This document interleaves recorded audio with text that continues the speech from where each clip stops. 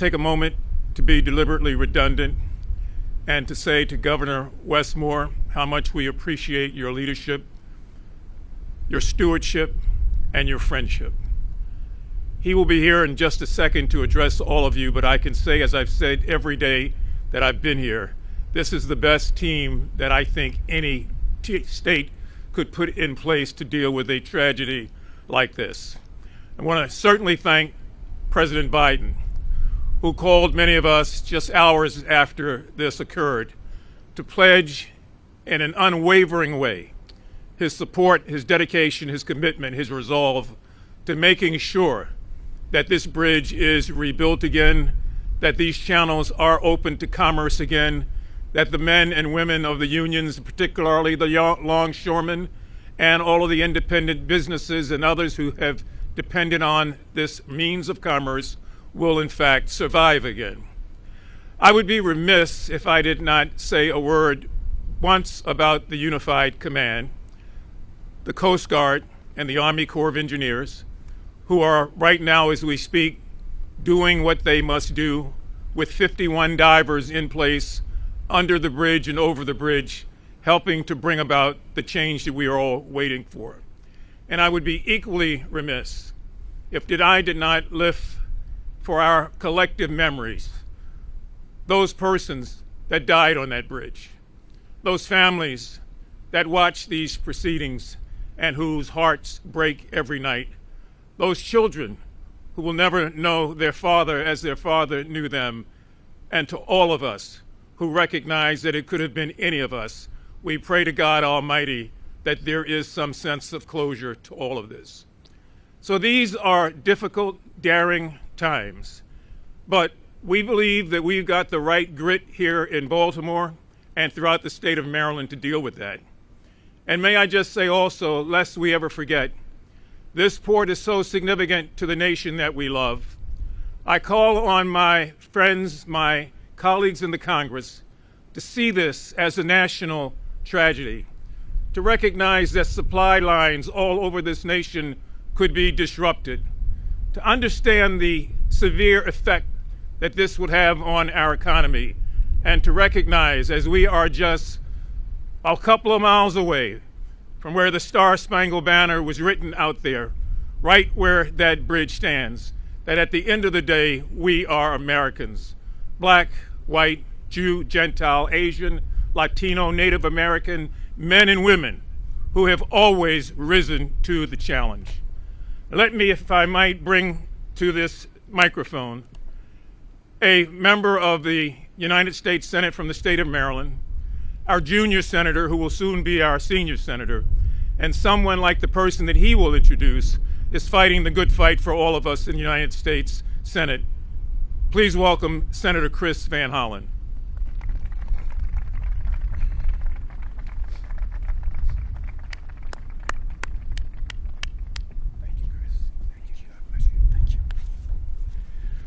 Well, thank you, Kwaizi, and thank you for being such an incredible, wonderful member of Federal Team Maryland. It's good to be with all of you today.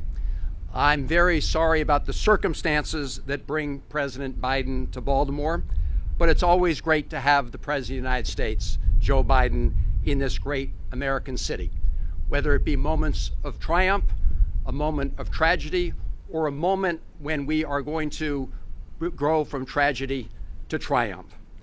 Baltimore is a city that President Biden knows well. He's been here many times. He commuted through here from Delaware. As he will tell you, Biden ancestors came from Baltimore, and he knows that this is a great American city. That's what he told me. That's what he told Senator Cardin, Congressman Fume, the governor, the mayor, and all the others who the president called the day this bridge collapsed. And in those calls, he first of all expressed sympathy and support for the families and loved ones of the 6 men that we tragically lost that day. He said thank you to all of the first responders, the city level, the state level, and the federal level, recognizing the sacrifices they were making, putting themselves in danger as is being done right now in terms of the divers and others. But that day he thanked those who helped prevent more people from dying in this tragedy. And he pledged to do everything in his power to help every single person impacted by this tragedy, to use the full power of the Office of the Presidency and the federal government to help the city. And he didn't only pledge his solidarity. By the time he made those phone calls, he had already ordered the federal government and its agencies to get to work.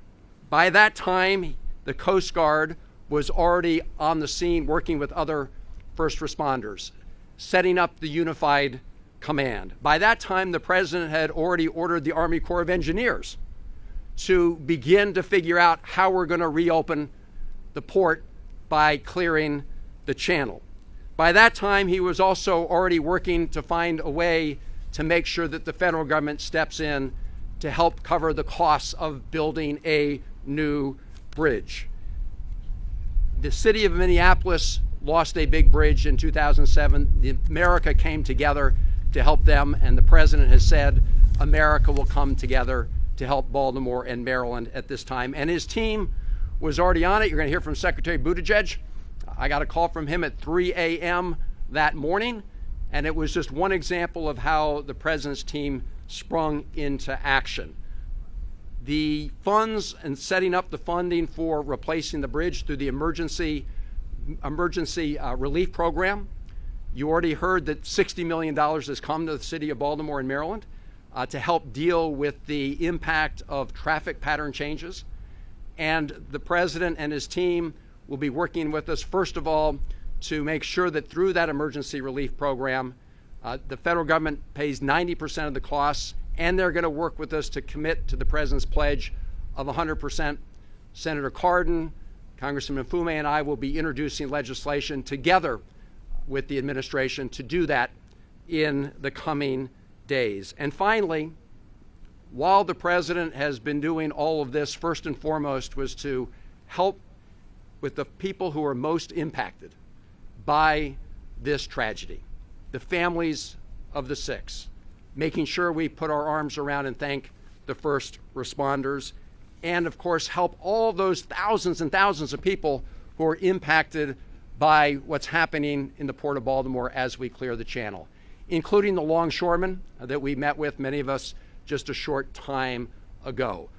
The Small Business Administration is providing emergency loans to every small business impacted by this.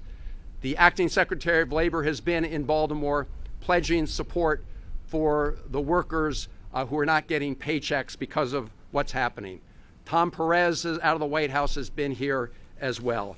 So the president has committed to three things. Number one, partnership, working with our terrific governor and the governor's team, working with our mayor and the county executives, working with the federal level and all levels of government to get it done.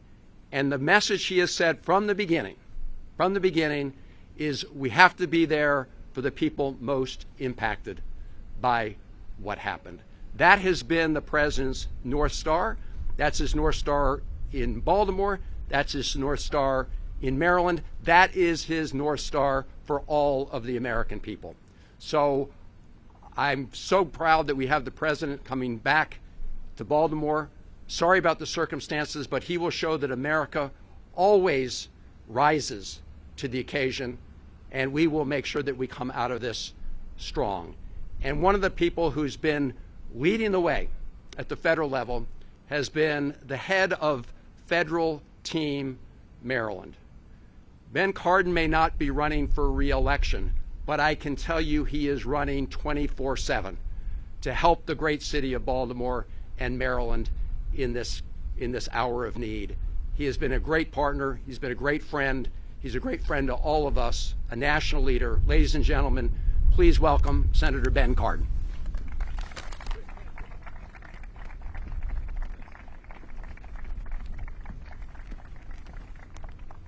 First, let me thank Senator Van Hollen for his extraordinary leadership on this issue and so many issues that affect the people of Maryland. He's a great partner for me to have in the United States Senate. We all have been in various stages of grieving during the last week and a half. This has been a tough time. I want to first thank our first responders. They saved lives. 6 of our fellow Marylanders went to work on that day. They went to work to help build our infrastructure, make our roads safer, make America stronger, and to provide resources for their families. They did not return. They lost their lives. Our prayers, our thoughts are with the families, and we will always be there. President Biden made it clear from the beginning that he would be with the people of Maryland every step of the way. Thank you, President Biden. Thank you for giving us what we needed at that moment and every day since, and continue to provide the support we need to recover from this catastrophic event. You established the unified command. You've heard my colleagues talk about this unified command. It is something that none of us had ever seen really put up the way it was.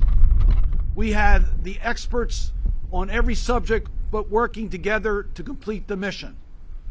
To open our channel, to rebuild the bridge, to take care of the people and businesses impacted. This unified command led by our Coast Guard, our Army Corps of Engineers, Team Maryland, Governor Moore, what an extraordinary leader he's been during this event. We thank him for that. Mayor Scott in Baltimore, the work that he has done. County Exec Oshesky in Baltimore County, the work that he has done. County Exec Pittman in Anne Arundel County. It's been a team effort. As a result, we've made a lot of progress. And you heard the announcements today in regards to opening the channel, and we're already planning for the replacement of the bridge. Thank you, Mr. President, for making that possible by providing the resources and the personnel without delay so we can make this type of progress. I also want to thank my colleagues in Congress on both sides of the aisle who have contacted us and offered their support. When you have a catastrophic event to a critical infrastructure, we come together as a nation, and we will come together as a nation to make sure we do what is right. The key bridge, the Port of Baltimore critical infrastructures. Port of Baltimore, the 3rd largest that we have, handles $80 billion of import-export every year. This is port powerhouse, and we know that, the impact it has. 8,000 direct jobs, thousands of more jobs are related to the Port of Baltimore. The impact on our community and our nation, President Biden understands that. From the auto dealers that depend upon the autos that are rolling off the ships here in Baltimore, to the workers that depend upon the plywood, the paperboard, construction equipment, aluminum, iron, steel, lead, animal feed, nickel, zinc, lead, and the list goes on and on and on that comes through the Port of Baltimore. This is affecting our entire country. President Biden knows this bridge. He's our neighbor from Delaware. He drives on that bridge. He understands the importance of it. And he also knows the importance of this bridge and our channel to our nation. He has made it clear that we will get all the resources we need to cover the needed costs for reconstructing the bridge. As has been pointed out, we've already received the emergency relief funds that have helped us get started. Now, I know there is a lot of talk about third-party liability and insurance. We will hold everyone responsible for the damages they've caused in the insurance proceeds, etc. That will help our taxpayers. But I want to thank the Biden administration for understanding we can't wait for those dollars. We got to go to work now to make sure that we get the channel opened and the bridge reconstructed. In the 70 years, we've seen an incredible increase in capacity in our channel and in our roads of about 3,000%. Our community we will come back, and we are certain about that.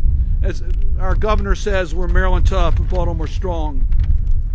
We will reopen our channel. We will rebuild our bridge.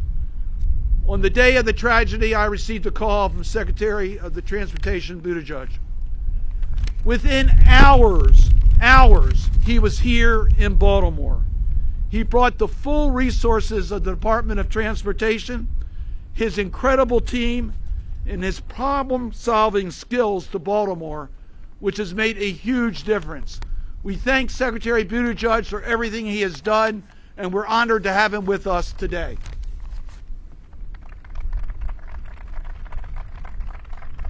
Thanks, Pete. Thanks very much, Senator Cardin. And you in Baltimore and Maryland are so fortunate to have the extraordinary federal delegation that you do, led by Senator Cardin, Senator Van Hollen, Congressman Mfume, and all of those who are there on Capitol Hill day in and day out, making sure that this incident and anything of concern to the state of Maryland is addressed. I want to recognize and thank the first responders, Coast Guard, U.S. Army Corps, demolition and construction crews already hard at work in challenging conditions as they have been from the first moments of this matter. And I want to recognize the extraordinary leadership of Governor Westmore, who we have been working with very closely, along with the great work of Mayor Scott, County Executive Olszewski, and all of the state and local leaders who are here and their teams. And I'm particularly thankful for the leadership of the President of the United States, President Biden, who from day one set us up in a way that we could work swiftly and collaboratively across federal agencies and in partnership with state and local authorities, with labor and the private sector, all with the same goals: to get the port back open and the bridge back up. Over the last week, we have learned more. We have learned more about the 6 construction workers who lost their lives, men who were out on a cold night filling potholes, making repairs, while most people were sleeping. They and their families are very much in our prayers. Over the last week, we have also learned more about the first responders, whose bravery and quick thinking saved lives. And over the last week, the U.S. Department of Transportation has been working with urgency and creativity on our 4 main lines of effort: to help Maryland reopen the port, to help deal with the supply chain implications until the port reopens, to help rebuild the bridge, and to deal with the surface transportation implications until the bridge is rebuilt. I can provide some updates on those lines of effort since we offered a briefing last week. Last Thursday, we approved Maryland's request for $60 million in quick release emergency funds. The state has the flexibility to use that funding in a number of different ways, including advanced procurement, design, and construction activities. They're using it to redirect traffic and support detours, to assist with bringing in barges to cut steel into pieces and remove it from the site, to remove wreckage outside of the federal channel, allowing for the creation of smaller auxiliary channels, and more. And this, of course, is just the start of our financial support. We've also been very focused on the supply chain implications. President Biden's freight initiatives that were originally stood up in the face of COVID disruptions are serving us well here. For example, we've used data partnerships that did not exist prior to 2021 to monitor changing container volumes along the East Coast and help supply chain actors adapt. And with our multimodal freight office created by the President's bipartisan infrastructure law, last week we convened over 100 stakeholders from across our supply chains to better understand challenges they're facing and to coordinate on mitigations.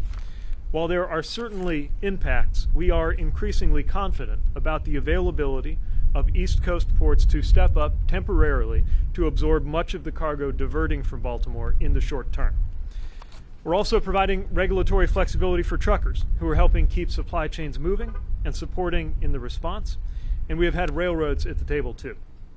And just yesterday, we signed a revised grant agreement with Baltimore County, updating the scope of a previously awarded Maritime Administration grant that benefits TradePoint, which is one of the few major port facilities here that sits outside of the block channel. The revised agreement will allow them to use those funds to expedite paving at least 10 acres that can be used for additional cargo laydown area. That work is already underway, and it will double their capacity to accept vehicles, which is one of the main types of cargo shipped through Baltimore, and a more difficult type of cargo to find substitute ports for than container activities that are more standardized. Opening the channel for the port, rebuilding the bridge, are both remarkably complex operations that can't happen overnight.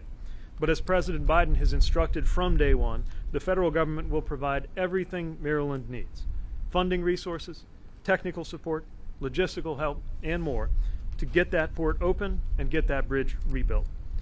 The President has also made clear that no matter anyone's affiliation, public, private, federal, state, local, Democrat, Republican, we are all one team here. That matters so much because there are so many different jurisdictional lines, different areas of expertise and ownership and authority. So breaking down any and all barriers, cutting red tape, and working as one continues to matter a great deal, and that's what we're doing here.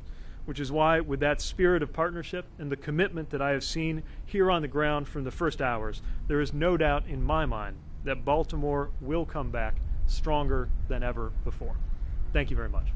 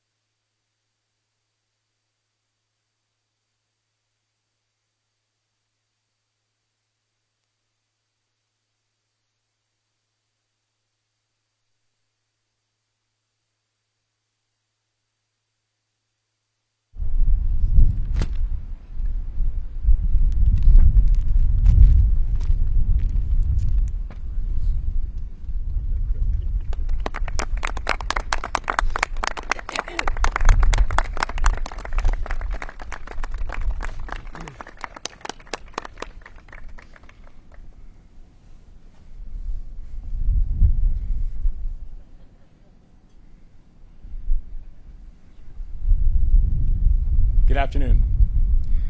Mr. President, on behalf of 6.3 million Marylanders, welcome back to Baltimore. Good to be back. I want to thank the mayor, our county leaders, our federal delegation, Marylanders from all walks of life, Team Maryland. We are here together in partnership.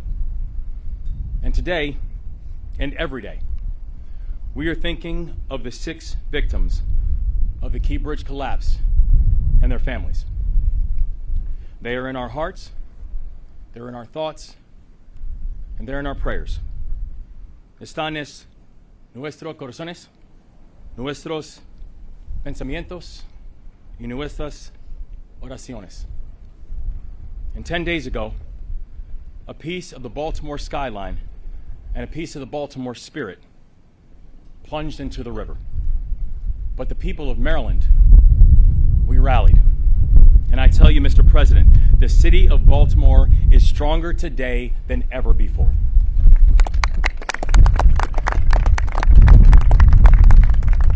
But our strength is not preordained. Marylanders have spent weeks, months, and years focusing on what unites us. Baltimore came together to improve public safety, and last year we brought down homicides to the lowest rates that they have been in almost a decade. Baltimore came together to drive growth, and this year we have one of the fastest growing economies in the nation.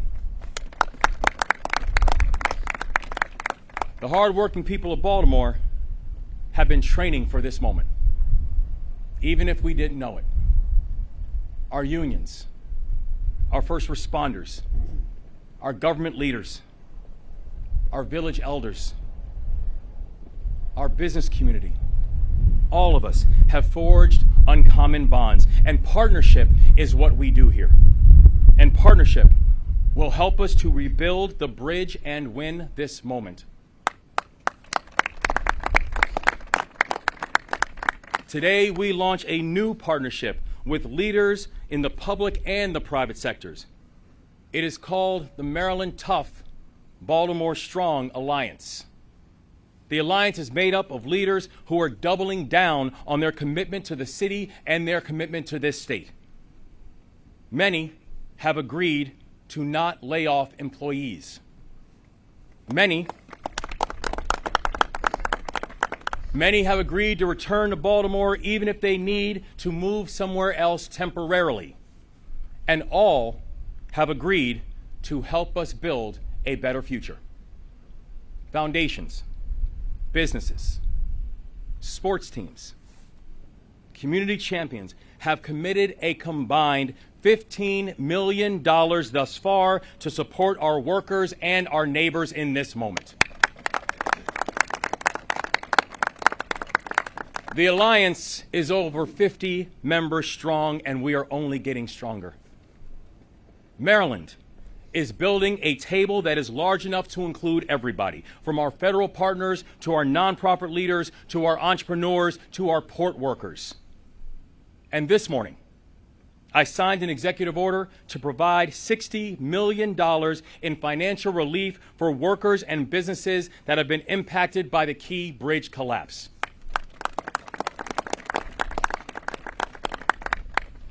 Now, I know our state's largest city is being tested right now, but Baltimore has been tested before.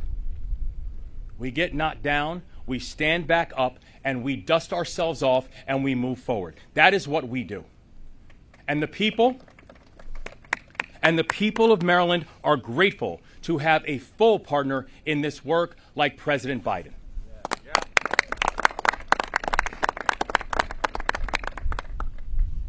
I received my first call from the White House at around 3 a.m. on the day of the collapse. And every hour since, we've worked hand in hand with this administration. President Biden might not be a Marylander by birth, but I tell you, he's proven what it means to be Maryland tough and Baltimore strong. The President stood with us in the first 100 days of our administration to announce historic funding for the Frederick Douglass Tunnel. And he stands with us today to help the families clear the channel, lift our people, and rebuild this bridge.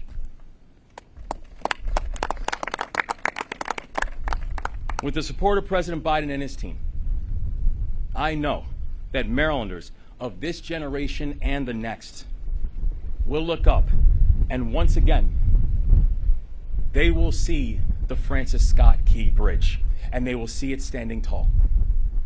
The state of Maryland is honored to welcome the President of the United States to one of the most important cities in the United States. Ladies and gentlemen, the 46th President of the United States of America, President Joe Biden.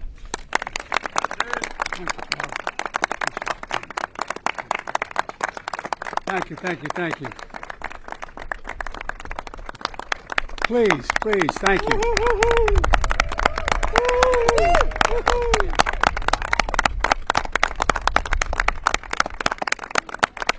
By the way, folks, I say to my dad, Dad, they're mispronouncing Balmer.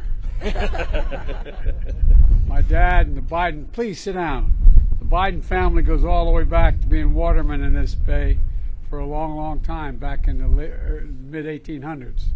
And my father was born and raised here in Baltimore. And there's a strong, strong connection. Still have family in the region as well.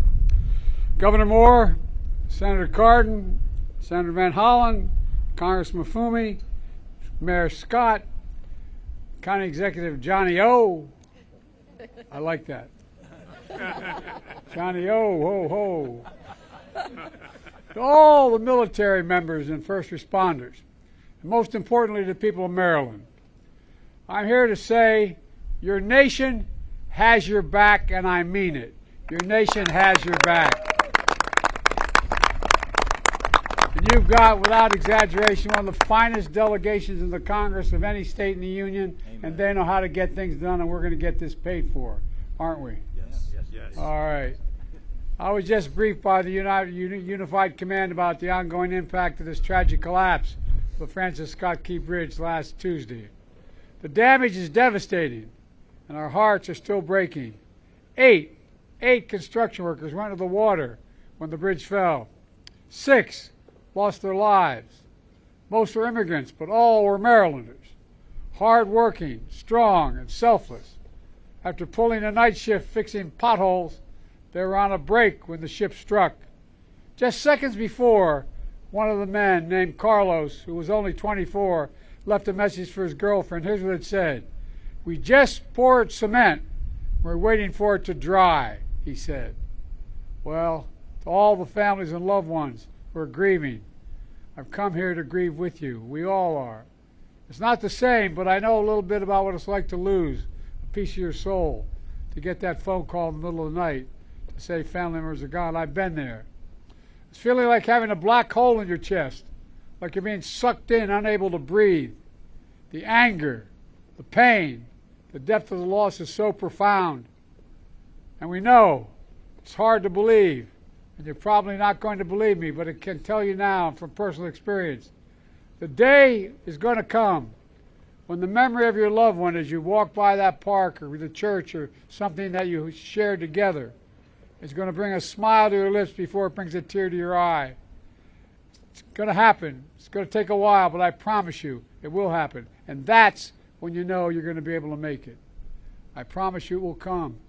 And our prayers for you is that time comes sooner rather than later, but it will come. We'll also never forget the contributions these men made to this city. We're going to keep working hard to recover each of them. And you know, my vow is that we will not rest, as Carlos said, until the cement has dried on the entirety of a new bridge. A new bridge.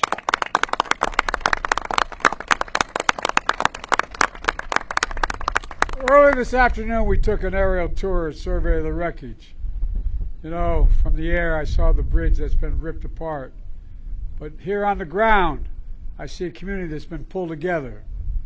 I want to thank you all, the first responders, the port workers, state and local officials, who sprang into action before dawn, who've been here ever since. And we did talk, I think it was 2 or 3 in the morning. You were out here. You were here. Within minutes of the collapse, the U.S. Coast Guard arrived on the scene. Within hours, I ordered personnel from the Army Corps of Engineers, the Navy, the Department of Transportation to assist in every way possible. Within a day, we stood up a unified command. In the weeks to come, I want you to know we're going to continue to have your backs every step of the way. I guarantee you. I guarantee it. First is our priority to reopen the port. This is one of the nation's largest shipping hubs. And it's the top port in America, both in importing and exporting of cars and light trucks, the #1. Simply put, the impact here has a significant impact everywhere, up and down the coast and around the country. Thousands of tons of mangled steel remain lodged in the water, blocking ships from moving in and out of the harbor. I've directed the Coast Guard, the Navy, and the Army Corps of Engineers, who are, by the way, the finest engineers in the world, and the state officials to work together to help remove this steel as quickly as possible and as safely as possible. So far, our team has been able to clear 2 small channels for essential ships, helping clear the wreckage. And yesterday, the Army Corps announced that by the end of April, they'll be able to open the 3rd channel for some commercial traffic, including car carriers. And by the end of May, we'll open the full channel, the full channel.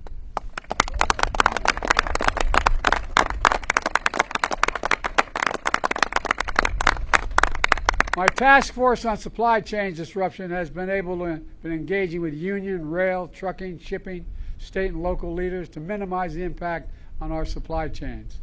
And I'm proud to announce that the federal government will provide over $8 million in grant funds to make the infrastructure improvements at Sparrows Point as the only port unaffected by this collapse, which will allow Sparrows Point to take on more ships. And that's happening now, will happen shortly. Second, we're focused on protecting the workers and businesses. Folks, 20,000 jobs depend on this port. 20,000 families depend on this port to buy groceries, to make rent, to pay their bills.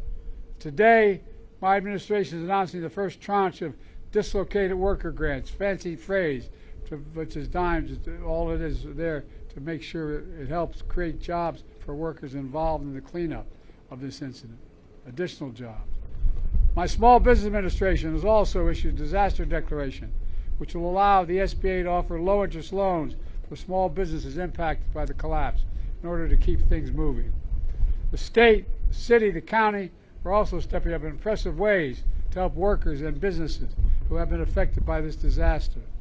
But folks, we all need to step up. Amazon, Home Depot, Domino Sugar, and many other companies all rely on this port. And they have committed to keep workers and payrolls on their businesses in Baltimore and move as quickly and clearly as possible to change the channel. I'm calling on every company at and around the port to do the same thing, the same exact thing. Commit to stay. And the customers who use this port, we're coming back. We're coming back soon. Folks, finally, we're going to move heaven and earth to rebuild this bridge as rapidly as humanly possible. And we're going to do so with union labor and American steel. For a simple reason, they're the best workers in the world, and that's not hyperbole. Every day, over 30,000 vehicles traveled across this bridge. And I was one of those people. I commuted every day from Delaware for 36 years to Washington, D.C., back and forth. And about 1/4 of that time by automobile. I've been to every part of this port. Folks, we now face a question no American should ever have to ask. How will I get to work? How will I go to school? How will I get to a hospital? Response, everyone, including Congress, should be asking only one question, and they're going to be asked the question by your delegation. How can we help? How can we solve that problem?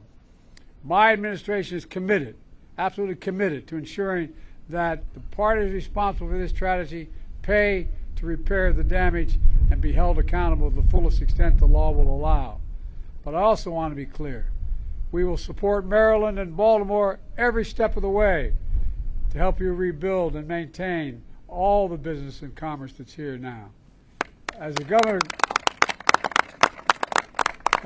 can tell you, within hours of the Maryland request, we approved $60 million in emergency federal funding. I fully intend, as the governor knows, to have the federal government cover the cost of building this entire bridge, all of it, as we've done in other parts of the country in similar circumstances. When I stand here, I call on Congress to authorize this effort as soon as possible. Let me close with this. This port is over 300 years old. As a matter of fact, as I said, my great-great-grandfather worked here as a waterman in this bay. This port is older than our republic, and it's been through tough times before. During the War of 1812, a young Marylander named Francis Scott Key, to whom the bridge was named after, sat in a boat in this very harbor, and he watched the British troops launch an attack after attack on American forces. But as the dawn broke, we saw the American flag still flying. Baltimore was still standing, and our nation, as he wrote in the Star-Spangled Banner, had made it through a perilous fight. Folks, this is going to take time, but Governor Moore, Senator Cardin, Senator Van Hollen, Congressman Mafumi, Mayor Scott, County Executive Johnny O, and others are going to rebuild this bridge as rapidly as possible. And folks, we're determined to come back even stronger. We're the only nation that's gone through every crisis that we've had. We've come out stronger than we went in, and we're going to do it here as well. And once more, to make this perilous challenge. You know, because we're the United States of America, there's nothing beyond our capacity when we do it together. Think about that. Remember who we are. We're the United States of America. Nothing is beyond our capacity. May God bless you all, and may God protect our troops, our first responders, and all those who gave their soul. Thank you, thank you, thank you.